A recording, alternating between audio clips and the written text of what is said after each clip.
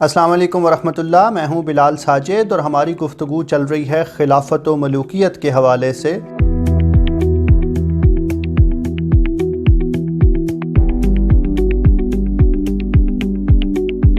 اس سے پہلے ہم نے کتاب کا مجموعی تعارف اور پہلے 2 چیپٹرز کی سمری آپ کے سامنے پیش کی، اور تیسرے چیپٹر کے حوالے سے ہم نے اس سوال کا جواب دینے کی کوشش کی کہ کیا خلفائے راشدین عوام کے حق انتخاب کے قائل تھے یا نہیں، اور اس حوالے سے ہم نے 4 خلفائے راشدین کے طرز عمل کو آپ کے سامنے سمرائز کیا۔ آج کی اس گفتگو میں ہم تیسرے چیپٹر کو سمرائز کریں گے، جو بنیادی طور پہ خلافت راشدہ کی بنیادی خصوصیات کے حوالے سے ڈیل کرتا ہے۔ جیسا کہ ہم نے پچھلی گفتگو میں عرض کیا، خلافت راشدہ کی پہلی صفت عوام کے حق انتخاب کو تسلیم کرنا ہے۔ اس حوالے سے 4 خلفائے راشدین کا رویہ ہمارے سامنے ہے کہ وہ عوام کے حق انتخاب کے قائل تھے، اور وہ یہ بات مانتے تھے کہ حاکم چننے کا اختیار صرف اور صرف عوام کے پاس ہے۔ ظاہر ہے غیر معمولی حالات میں غیر معمولی فیصلے کرنے پڑے، لیکن ان فیصلوں کی بنیاد پہ جب لوگوں نے اصول بنانے چاہے تو سیدنا عمر رضی اللہ تعالیٰ عنہ نے بہت سختی سے اس رویے کی حوصلہ شکنی کی، اور یہی رویہ جناب صدیق اکبر، حضرت عثمان اور حضرت علی رضوان اللہ تعالیٰ علیہم اجمعین کے ہاں بھی پایا جاتا ہے۔ خلافت راشدہ کی دوسری بنیادی صفت شورائیت کی بنیاد پہ نظام حکومت چلانا ہے۔ 4 خلفائے راشدین کے ہاں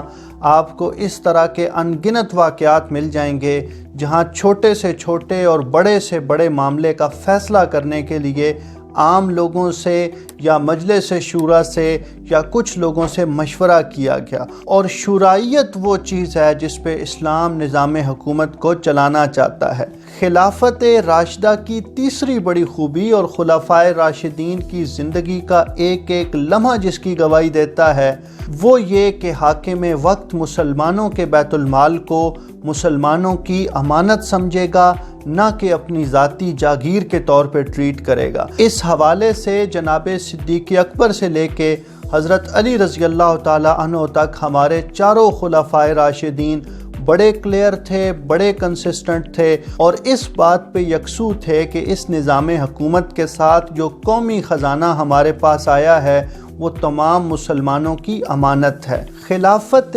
راشدہ کی چوتھی بنیادی خصوصیت تصور حکومت ہے۔ 4 خلفائے راشدین اپنے خطبوں میں بار بار اس بات کا اعتراف کرتے تھے کہ یہ حکومت نہ انہوں نے طلب کی ہے، نہ ہی ان کا حق ہے، اور نہ ہی وہ اس پہ ساری زندگی قابض رہنا چاہتے ہیں، بلکہ خلفائے راشدین اس حکومت کو عوام کی امانت سمجھتے تھے، اللہ کی طرف سے ایک ذمہ داری سمجھتے تھے، اور لوگوں سے بار بار یہ بات کرتے تھے کہ اگر ہم اللہ اور اللہ کے رسول کی اطاعت پہ قائم رہیں تو ہماری پیروی کی جائے، اور اگر ہم اللہ اور اللہ کے رسول کے فرامین سے روگردانی کریں تو ہماری اطاعت نہ کی جائے۔ خلافت راشدہ کی 5ویں خصوصیت قانون کی بالادستی ہے، یعنی خلفائے راشدین اپنے رویے سے اور اپنے قول و فعل سے اس بات کو ثابت کرتے ہیں کہ مسلمانوں کے اجتماعی معاملات میں،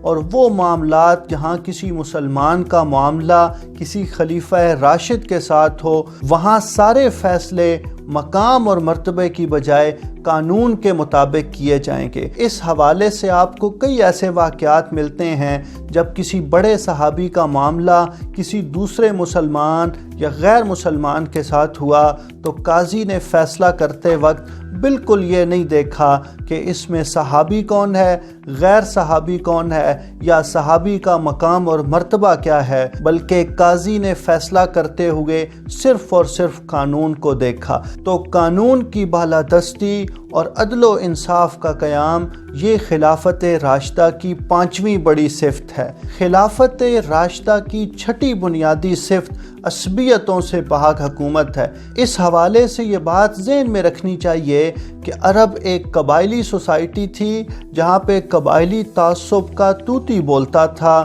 وہاں پہ قبائلی عصبیت سے پاک حکومت کرنا اور حکومتی معاملات چلانا نیئر ٹو امپاسبل تھا، لیکن ہمارے خلفائے راشدین نے بائی لارج اس رول کو فالو کیا کہ خلافت کی ذمہ داریاں ادا کرتے ہوئے کوئی ایسا عمل نہ کیا جائے جس سے قبائلی عصبیت کی چھاپ نمایاں ہو۔ خلافت راشدہ کی 7ویں خصوصیت جو اس چیپٹر میں آخری خصوصیت ہے وہ یہ کہ خلافت راشدہ کا پورا نظام جمہوریت کی بنیادی روح پہ قائم تھا، یعنی آپ تنقید بھی کر سکتے تھے اور آپ احتساب بھی کر سکتے تھے۔ اس حوالے سے کچھ واقعات اتنے مشہور ہیں کہ ہمارے ہاں زبان زد عام ہیں۔ آپ کو وہ واقعہ تو یاد ہوگا جب ایک شخص نے جمعے کے خطبے کے دوران حضرت عمر فاروق رضی اللہ تعالیٰ عنہ کو روک کر مال غنیمت سے آئی چادروں کا حساب مانگا تھا۔